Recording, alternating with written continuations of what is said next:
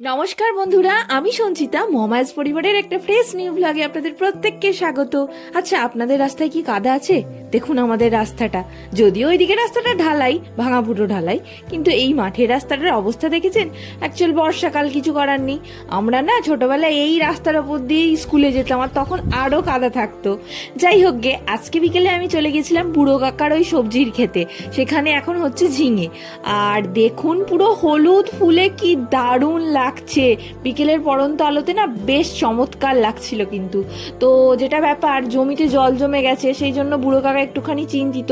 মানে যদিও জল অনেক কাটিয়ে বের করে দেওয়া হয়েছে, কিন্তু তাও যা বৃষ্টি হচ্ছে জল তো হবেই বলুন। আর বুড়ো কাকার জমির আরও একটা অন্যদিকে, যেখানে সেই অনেক দিন আগে দেখিয়েছিলাম না পটল চাষ হয়েছে, সেই গাছগুলো কিন্তু এখন মরে গেছে। তো বুড়ো কাকু আবার নতুন করে শশা চাষ, বড় হয়ে শশা হোক, তারপরে আবার একবার আসবো ভিডিও বানাতে। যাই হোক গে, আজকের মতো টাটা। আপনারা প্রত্যেকে ভালো থাকবেন।